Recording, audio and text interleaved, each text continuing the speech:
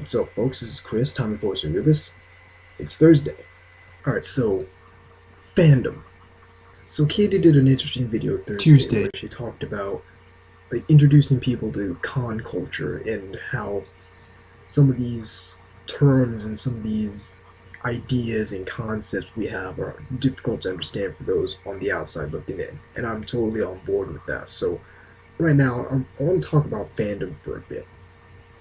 See, the great thing about fandom is you can literally be a fan of whatever you want. You can be a fan of Haruhi Suzumiya, you can be a fan of Gundam, you can be a fan of Prince. But generally speaking, when we talk about fandom, we're talking about the set of people, the set of fans of a work of media or a media creator who interact with each other and share ideas and whatnot. So if I'm talking about, say, the Dead or Alive fandom, I'm talking about the set of people who interact and talk to each other surrounding the Dead or Alive franchise. Not necessarily talking about the set of all Dead or Alive fans, because not all of them interact with each other. Not all of them really have this. Some of them just play the games and do nothing involving anyone else who also plays the game. But when I'm saying the Dead or Alive fandom, I'm generally talking about the set of all fans of Dead or Alive who interact with each other surrounding Dead or Alive. And for some things it's easier. So say the Dead or Alive franchise, it's a franchise of fighting games.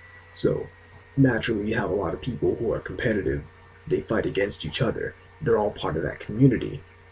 But for say something like Two Heart, that's just an anime and a series of dating games. So there's some people who just play the games, just play the anime, and don't really talk about that outside of it. And that's a lot easier to do with something like Two Heart that's basically just a solo experience, you and the game, or you and the show, rather than a versus experience where it's becomes a community, like a fighting game, or a first-person shooter, or something like that.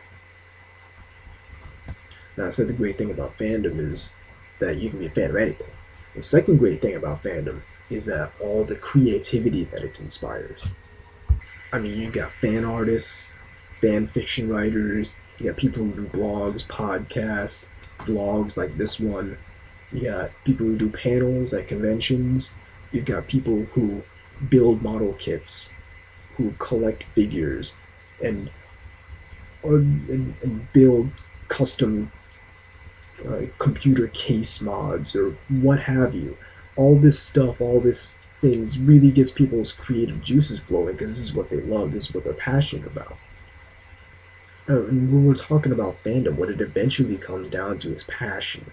And that's the core root of what fandom is passion. You gotta have that drive to research everything you know about Armored Core because you're so into Armored Core. Or you gotta have that drive to get the number one spot in that arcade game. You have the drive to beat everyone you know in Virtual On because you're so good, you're so into Virtual On. It really inspires you to go that extra mile for something that's trivial, for something that really doesn't matter, but it matters to you because you're passionate about it. And that's the essence of fandom. Something that might not be that consequential in the grand scheme of things, but you still love it because it's what you love, it's what matters to you. But when it comes right down to it, fandom is a really neutral thing, and it's just a way people express themselves. So and this can manifest itself in all sorts of ways, from the very good to very bad. But fandom itself is a neutral thing, and that's important to keep in mind. I mean, at the top, you have people who are able to parlay their passion into something that they can live off of. And you know the saying: if you love what you do, you never work a day in your life. But at the bottom, you have people who let their fandom take over, and they let it they let it bring out this bad side of them that alienates friends, alienates family, turns them into negative, bitter people. But it's important to keep in mind that fandom itself, being a fan of something, isn't a bad thing. So that's kind of my 2 cents on what fandom is, what I would define fandom as. And I'd like to know what you folks think. In any case, that's it for me. Have a nice week. See you next Thursday.